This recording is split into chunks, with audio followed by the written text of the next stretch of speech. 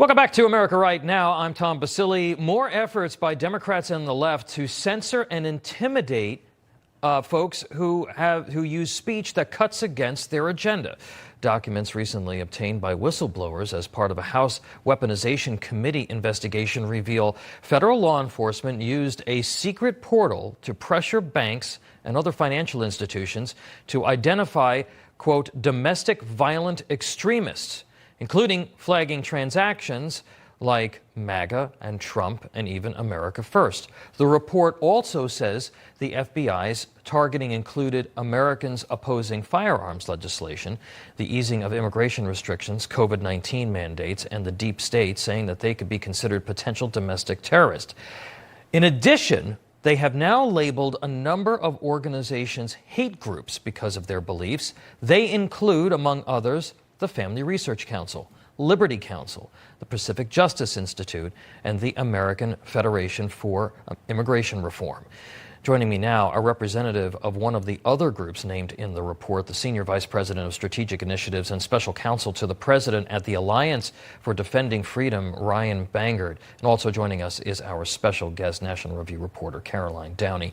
Both of you, welcome. Ryan, for those who aren't familiar, tell us about your organization and what got you positioned, what got you flagged as a hate group by the Biden administration.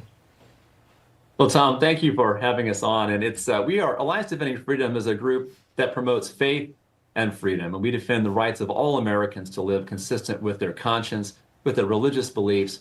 And we promote free speech. And for a long time now, for several years, we have been contending with the Southern Poverty Law Center's mischaracterization of us and many other conservative mainstream groups as hate groups.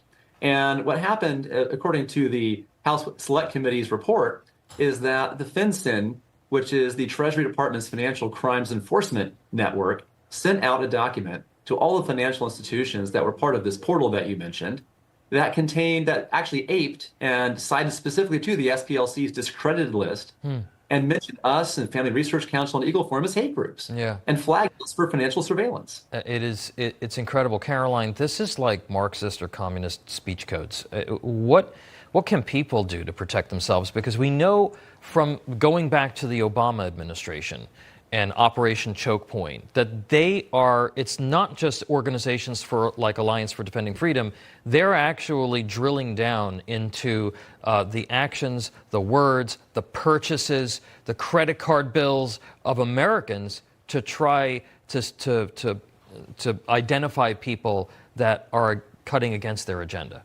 Right. I mean, there's the credit score system, which is certainly very much established in communist China. But you're right that this is a tactic usually deployed by totalitarian regimes historically. And, progressive pundits gave Donald Trump so much grief and flack for allegedly inventing the term debanking. Well, that looks a little bit more accurate now because of this report. I mean, that is a real threat that the progressive captured federal government, the deep state, would deploy all sorts of tactics to effectively strip their political opponents of not only political power, but financial power.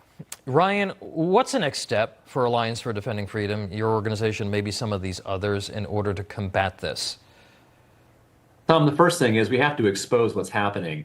The federal government cannot simply target Americans for holding mainstream beliefs on things like COVID-19 and immigration.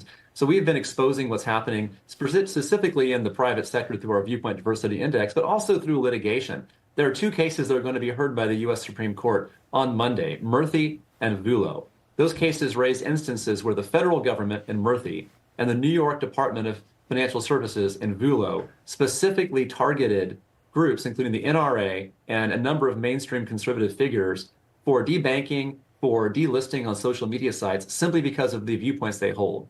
The government cannot infringe the First Amendment liberties of Americans by simply using private companies, banks, and social media platforms as cat's paws to carry out their dirty work. Yeah, because essentially, and we saw this also during the pandemic with the censorship, well, if you just get on the list, then you have these, woke corporations that says to them, oh, well, these folks, we don't want to do business with them. And it's an interference with their contracts and with their ability to operate. Caroline, your thoughts on that?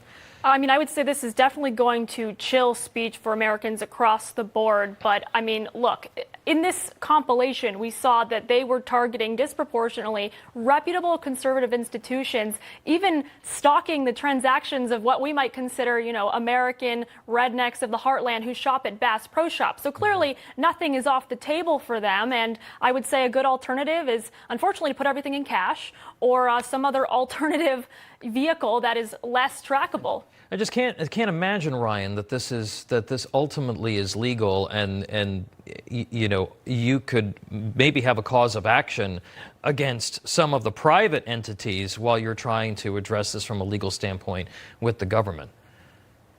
Jordan Peterson raised this during his testimony before the committee. Anytime the government begins leaning on and effectively converging with private entities to engage in surveillance, delisting, debanking of private citizens simply for the beliefs they hold, what you're seeing is the elimination of the private space in America. This looks a lot like China, exactly what Carolyn mentioned earlier. And this is simply something we cannot stand for. The First Amendment doesn't allow the government to use private entities to silence speech. Well, we're going to be following this because this is a very big deal, and keep us informed on your progress. Ryan Bangert of the Alliance for Defending Freedom and Caroline Downey from National Review. Thank you so much. Appreciate you being here.